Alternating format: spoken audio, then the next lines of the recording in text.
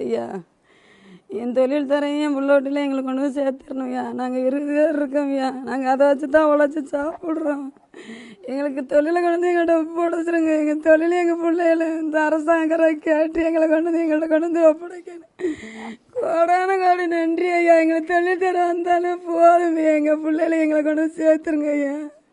இந்த அரசாங்கம் கேட்டு சொல்லி எங்களுக்கு முடிவு பண்ணுங்க ஐயா. இல்லைன்னா எங்களை 25 பேர் இருக்கு, எங்களை மொத்தமாக கொண்டுருங்க ஐயா. எங்களால் வாழ முடியாதுயா. எங்கள் தொழிலும் எங்கள் பிள்ளைகளும் போயிட்டுனா எங்களால் வாழவே முடியாது. எங்கள் பிள்ளைகளை பாதுகாத்து எங்கள் பிள்ளைகளையும் எங்கள் தொழிலையும் பாதுகாத்து எங்களை கொண்டு ஒப்படைங்க அரசாங்காரங்க. உங்களை கெஞ்சி மண்டாடி கேட்குறோம் ஐயா. இதுக்கு வேலை என்ன திங்கக்கிழமை போச்சு. திங்கக்கிழமை போனதுயா. என் மகனுக்கு கை உடஞ்சி பிளேட் வச்சிருக்கேன், முடியாதவன். அவன் தான் ஓட்டி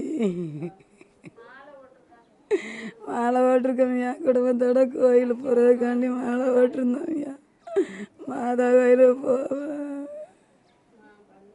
என்னால் ஒன்றும் பேச முடியலையே. சேந்தியா வரணும்.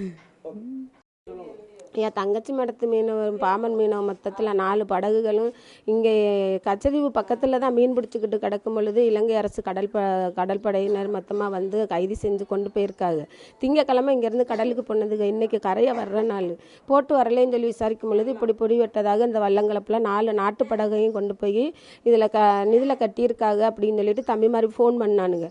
அது என்னென்னா 30க்கும் மேற்பட்ட மீனவர்கள் அதில் இருக்கிறார்கள். இவருக்கு நாட்டு படகுல மீன் பிடிச்சவர்கள் தான். நாட்டு படகுல மீன் பிடிச்ச மக்களையெல்லாம் கொண்டு போய் இப்படி அரெஸ்ட் பண்ணி போடுறீங்களே, இதனால என்ன உங்களுக்கு கிடைக்க போகுது? இந்த இந்திய அரசு இந்த இலங்கை அரசு இதை என்னன்னு கேட்டு வன்மையாக கொஞ்சம் கண்டிச்சு இனிமேல் நாட்டு படகு அதாவது சுருக்குமடி தான் பிரச்சனைன்னு இவ்வளோ நாள் ஓடிச்சு. நாங்கள் அதிலேயே பெரும்பாடு பட்டுக்கிட்டு கிடக்கிற மக்கள் ரொம்ப ரொம்ப கஷ்டப்படுறாங்க. என்னென்ன அந்த சுருக்குமடியிலேருந்தே மக்கள் ரொம்ப கஷ்டப்படுறாங்க. இது போக அன்னாடங்காட்சிகளாக நாட்டு படகு வந்துக்கிட்டு எல்லாருக்கும் நல்லாவே தெரியுங்க. சட்டங்கள் எல்லா சட்டங்களிலும் நாட்டு படகு அன்னாடங்காட்சி. அது அன்னன்னைக்கே மீன் பிடிச்சி அன்னன்னைக்கு குழந்தைகளுக்கு ஸ்கூல்களுக்கும் பள்ளிக்கூடங்களுக்கும் எங்களுடைய ஒரு மருத்துவ செலவுகளுக்கும் அதுதான் நாங்கள் பயன்படுத்திக்கிட்டு இருக்கோம். இதுலேருந்து நாங்கள் சொத்து எந்த சொத்து எங்களுக்கு பேரில் யார் பேர்லையும் சொத்து கிடையாது. நாட்டுப்படகு மக்களை நீங்கள் எல்லா இடத்துலையுமே விசாரிச்சு பாருங்கள்.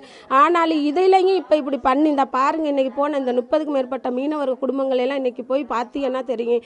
எல்லாம் பச்சிலம் குழந்தைகள் அவ்வளவுமே பால் இல்லாமல் இன்றைக்கி இன்னும் வர இந்த வீட்டில் கூட இன்னும் பால் காய்ச்சலை காப்பி கொடுக்கல. அவ்வளோ மயங்கி பிள்ளைங்க விழுதுக.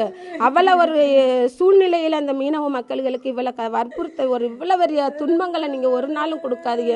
தயவு செய்து நீங்கள் இந்த இந்திய மக்கள் அனைவரையும் ஒன்று திரட்டி தயவு செய்து கெஞ்சி உங்களை நாங்கள் கேட்குறோம். இலங்கை கடற்படையிலேருந்து இனிமேல் இது மாதிரி எந்த ஒரு தொந்தரவுமே இது இன்னையோட முடிகிறது இல்லையா, அது ரெகுலராகவே நடக்குதுயா. எவ்வளவோ ஷூட்டிங்லாம் என்னென்னமோ எத்தனை உயிரிழப்புகள் எக்கச்சக்கமாக நடந்திருக்கு. ஆனால் இதையெல்லாம் மீறி இன்னும் இருக்க பெலபா அதிகமான இன்னும் நிறைய உயிரிழப்புகளும் சேதாரங்களும் பொருள் சேதாரம் சொத்து சேதாரம் இங்கே ஊர்லேயுமே மக்கள் கேட்டுன்னு இன்னைக்கெல்லாம் ஒருத்தவங்க மயங்கி இப்போ ஆஸ்பத்திரியில் கொண்டு போய் போட்டிருக்காங்க. இன்னும் கண்ணு முழிப்பு வரலை, இன்னுமே கண்ணு முழிக்கலை. இந்த அதிர்ச்சியான விஷயங்கள்லாம் மக்கள் கேட்டுக்கிற மாதிரி இப்போ உள்ள மனநிலையில் இல்லை. மக்கள் ரொம்ப மனதளவில் பாதிக்கப்பட்டு போயிட்டாங்க.